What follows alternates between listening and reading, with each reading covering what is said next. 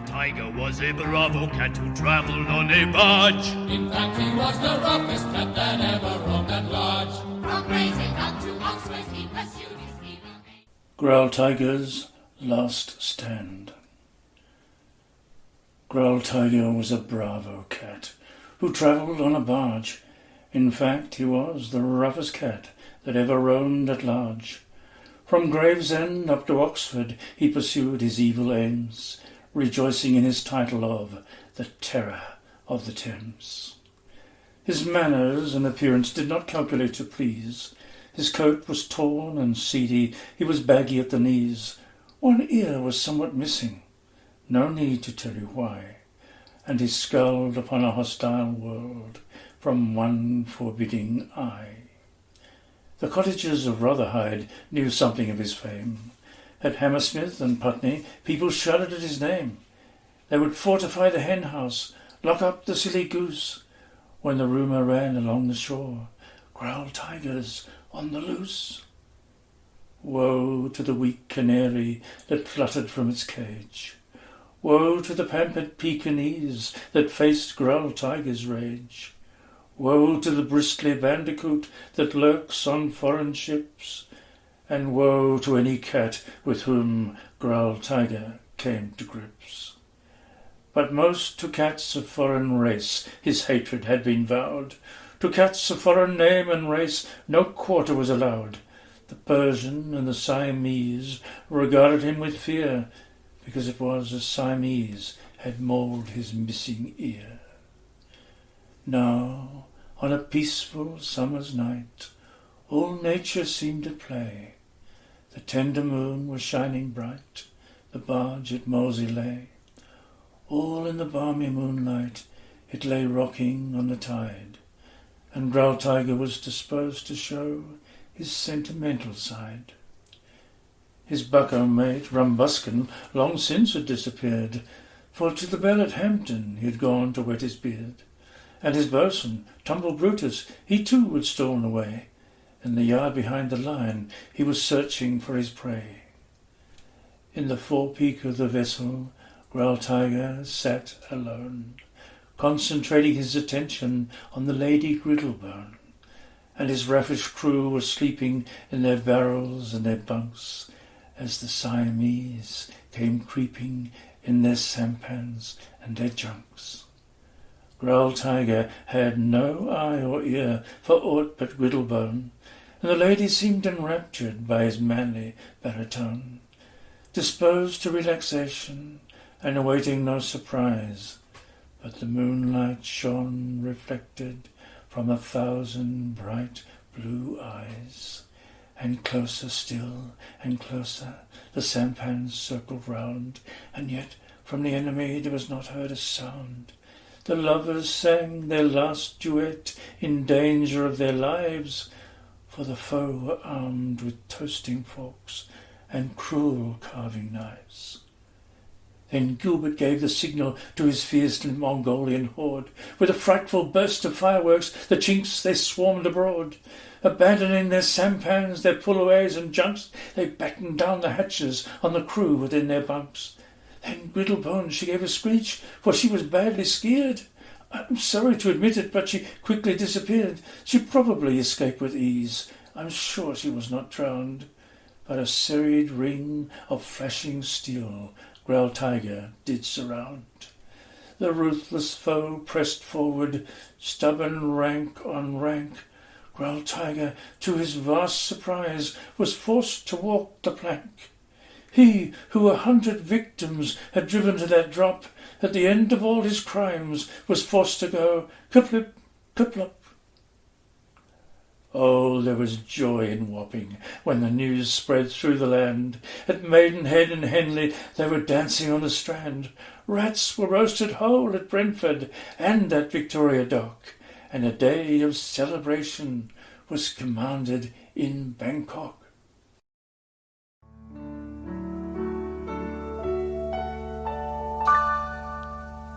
Gus is the cat at the theatre door.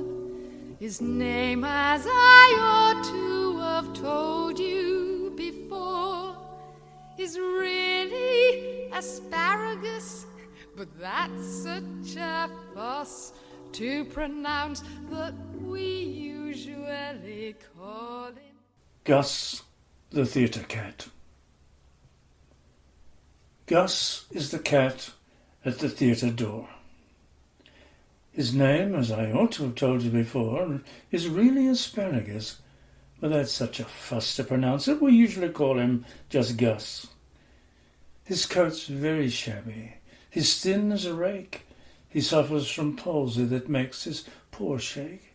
Yet he was, in his youth, quite the smartest of cats, but no longer a terror to mice and to rats, for he isn't the cat he was in his prime, though his name was quite famous, he says, in its time.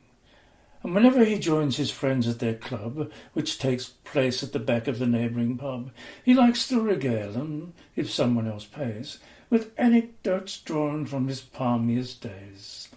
For he once was a star of the highest degree. He's acted with Irving, he's acted with Tree, and he likes to relate his success in the halls where the gallery once gave him 7 catcalls. But his grandest creation, as he loves to tell, was Fire for Fiddle, the fiend of the fell. I have played, so he says, every possible part, and I used to know 70 speeches by heart. I could extemporize, back chat, I knew how to gag, and I knew how to let the cat out with the bag. I knew how to act with my back and my tail. With an hour's rehearsal I never could fail. I've a voice that could soften the hardest of hearts, whether I took the lead or in character parts. I've sat by the bedside of poor little Nell. When the curfew was rung, I swung on the bell. In the pantomime season I never fell flat, and I once understudied Dick Whittington's cat. But my grandest creation, as history will tell, was Fire for Fiddle, the fiend of the fell. And if someone will give him a tooth full of gin, he'll tell how he once played a part in East Lynne. At a Shakespeare performance he once walked on Pat when some actor suggested the need for a cat. He once played the tiger, could do it again, which an Indian colonel pursued down a drain. And he can, he thinks, much better than most, produce blood-curdling noises to bring on the ghost. He once crossed the stage on a telegraph wire to rescue a child when a house was on fire. And he says, "Now, these kittens, they do not get trained like we did in the days when Victoria reigned. They never get drilled in a regular troop, and they think they are smart just to jump through a hoop."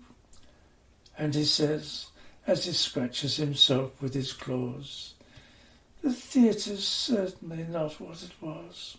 These modern productions are all very well, but there's nothing to equal from what I hear tell. That moment of mystery when I made history as Fire for Fiddle, the fiend of the fell." The Peaks and the Pollicles. The Peaks and the Pollicles, everyone knows, are proud and implacable, passionate foes. It's always the same wherever one goes. And the Pugs and the Poms, although most people say they do not like fighting, yet once in a way they'll now and again join into the fray, and they bark, bark, bark, bark, bark, bark, bark, until you can hear them all over the park. Now, on the occasion of which I shall speak, almost nothing had happened for nearly a week, and that's a long time for a Pol or a Peak. The big police dog was away from his beat. I don't know the reason, but most people think he'd slipped into the Wellington Arms for a drink. There was nowhere at all about on the street when a Peak and a Pollicle happened to meet. They did not advance or exactly retreat, but they glared at each other and scraped their hind feet and started to bark, bark, bark, bark, bark, bark, bark, bark, until you could hear them all over the park. Now the Peak, although people may say what they please, is no British dog, but a heathen Chinese. So all the Peaks, when they heard the uproar, some came to the window, some came to the door. There were surely a dozen, more likely a score, and together they started to grumble and wheeze in their huffery, snuffery, heathen Chinese. But a terrible din is what Pollicle's like, for your Pollicle dog is a dour Yorkshire dyke, and his broad Scottish cousins are snappers and biters, and every dog jack of them notable fighters. So they stepped out with their pipers in order, playing When the Blue Bonnet Came Over the Border. Then the pugs and the poms, held no longer aloof, some from the balconies, some from the roof, joined into the din with a bark, bark, bark, bark, bark, bark, bark, until you could hear them all over the park. Now, when these brave heroes together assembled, the traffic all stopped, and the underground trembled, and some of the neighbours were so much afraid they started to ring up the fire brigade, when suddenly, up from a small basement flat, why, who should stalk out but the great Rumpus Cat? His eyes were like fireballs, fearfully blazing. He gave a great yawn, and his jaws were amazing. And when he looked out through the bars of the area, you never saw anything fiercer or hairier. And what with the glare of his eyes and his yawning, the Peaks and the Pollicles quickly took warning. He looked at the sky, and he gave a great leap, and they, every last one of them, scattered like sheep. And when the police dog returned to his beat, there wasn't a single one left in the street. Skimble Shanks, the railway cat, the cat on the railway train. There's a whisper down the line at 11:39 when the night mail's ready to depart. Saying, Skimble, where is Skimble? Has he gone to hunt the thimble? We must find him or the train can't start. There's a whisper down the line at 11:39 when the night mail's ready to depart, saying, Skimble, where is Skimble? Has he gone to hunt a thimble? We must find him or the train can't start. All the guards and all the porters and the station master's daughters, they are searching high and low, saying, Skimble, where is Skimble? For unless he's very nimble, then the night mail just can't go. At 11:42, when the signal's overdue and the passengers are frantic to a man, then Skimble will appear and he'll saunter to the rear. He's been busy in the luggage van. He gives one flash of his glass-green eyes, and the signal goes all clear, and we're off at last to the northern parts of the northern hemisphere. You may say that by and large it is Skimble who's in charge of the sleeping car express. From the driver and the guards to the bagman playing cards, he will supervise them all, more or less.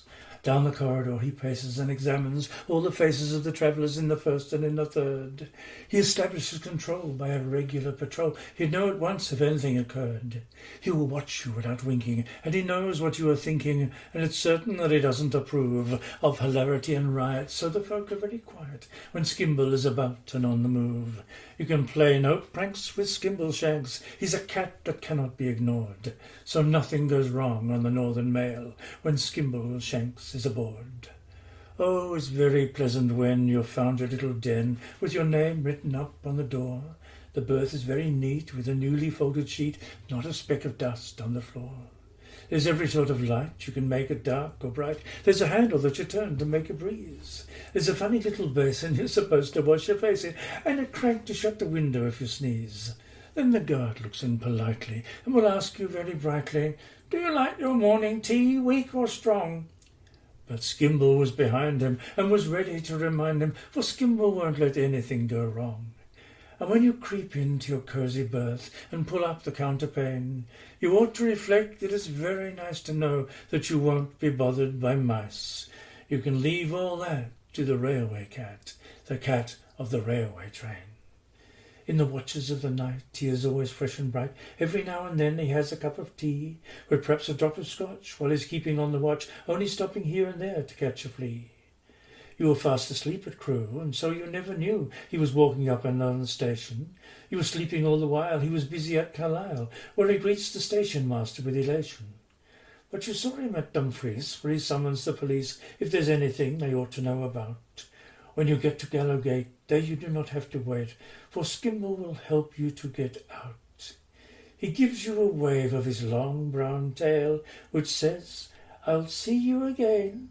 We'll meet without fail on the midnight mail, the cat of the railway train." The Song of the Jellicles. Jellicle cats come out tonight, Jellicle cats come one, come all, the Jellicle moon is shining bright, Jellicles come to the Jellicle ball. Jellicle cats are black and white, Jellicle cats are rather small, Jellicle cats are merry and bright, and pleasant to hear when they caterwaul. Jellicle cats have cheerful faces, Jellicle cats have bright black eyes. They like to practice their airs and graces and wait for the Jellicle moon to arise. Jellicle cats develop slowly, Jellicle cats are not too big, Jellicle cats are roly-poly, they know how to dance a gavotte and a jig. Until the Jellicle moon appears, they make their toilette and take their repose. Jellicles wash behind their ears, Jellicles dry between their toes. Jellicle cats are white and black, Jellicle cats are a moderate size, Jellicles jump like a jumping jack. Jellicle cats had moonlit eyes. They're quiet enough in the morning hours, they're quiet enough in the afternoon, reserving their terpsichorean powers to dance by the light of the Jellicle moon. Jellicle cats are black and white, Jellicle cats, as I said, are small. If it happens to be a stormy night, they'll practice a caper or two in the hall. If it happens the sun is shining bright, you could say they had nothing to do at all. They are resting and saving themselves to be ripe for the Jellicle moon and the Jellicle ball. I have a Gumby cat in mind. Her name is Jenny Anydots. Her coat is of the tabby kind, with tiger stripes and leopard spots. The Old Gumby Cat. I have a Gumby cat in mind. Her name is Jenny Anydots. Her coat is of the tabby kind, with tiger stripes and leopard spots. All day she sits upon the stair, or on the steps, or on my mat.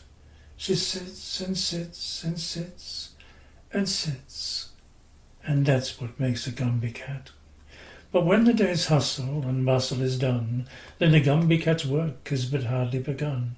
And when all the family's in bed and asleep, she tucks up her skirts to the basement to creep. She's deeply concerned with the ways of the mice. Their behaviour's not good, and their manners not nice. So when she's got them lined up on the matting, she teaches them music, crocheting, and tatting. I have a Gumby cat in mind. Her name is Jenny Anydots. Her equal would be hard to find. She likes the warm and sunny spots. All day she sits beside the hearth, or in the sun, or on my hat. She sits and sits and sits and sits, and that's what makes a Gumby cat.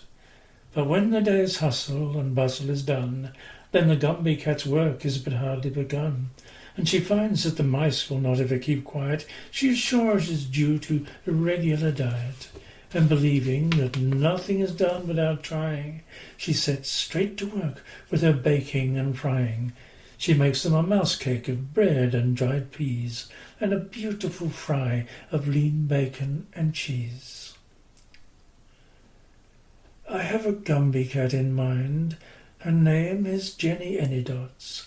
The curtain cord she likes to wind and tie it into sailor knots. She sits upon the window-sill, or anything that's smooth and flat. She sits and sits and sits and sits, and that's what makes a Gumby cat. But when the day's hustle and bustle is done, then the Gumby cat's work is but hardly begun. She thinks that the cockroaches just need employment to prevent them from idle and wanton destroyment.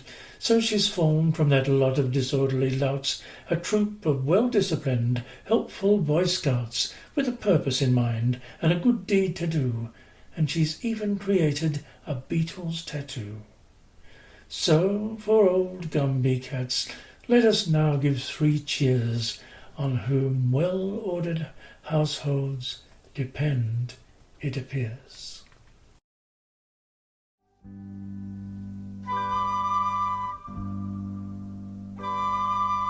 Old Deuteronomy's lived a long time. He's a cat who has lived many lives in succession. He was famous in proverb and famous in rhyme, a long while before Queen Victoria's accession. Old Deuteronomy. Old Deuteronomy's lived a long time. He's a cat that's lived many lives in succession. He was famous in proverb and famous in rhyme a long while before Queen Victoria's accession. Old Deuteronomy's buried 9 wives and more. I am tempted to say 99. And his numerous progeny prosper and thrives, and the villagers proud of him in his decline. At the sight of that placid and bland physiognomy when he sits in the sun on the vicarage wall, the oldest inhabitant croaks, "Well, of all things, can it be really? No, yes. Oh, hi, oh, my mind may be wandering, but I confess I believe it is old Deuteronomy." Old Deuteronomy sits in the street. He sits in the high street on market day. The bullocks may bellow, the sheep they may bleat, but the dogs and the herdsmen will turn them away. The cars and the lorries run over the curb, and the villagers put up a notice, "Road closed," so that nothing untoward may chance to disturb Deuteronomy's rest when he feels so disposed, or when he's engaged in domestic economy. And the oldest inhabitant croaks, "Well, of all things, can it be really? No, yes, my sight's unreliable, but I can guess that the cause of the trouble is old Deuteronomy." Old Deuteronomy lies on the floor of the Fox and French Horn for his afternoon sleep. And when the men say, "There's just time for one more," then the landlady from her back parlour will peep and say, "Now then, out you go by the back door, for old Deuteronomy mustn't be woken. I'll have the police if there's any uproar." And out they all shuffle, without a word spoken. The digestive repose of that feline's gastronomy must never be broken, whatever befall. And the oldest inhabitant croaks, "Well, of all things, can it be really? Yes, no, my legs may be tottery, and I must go slow and be careful of old Deuteronomy."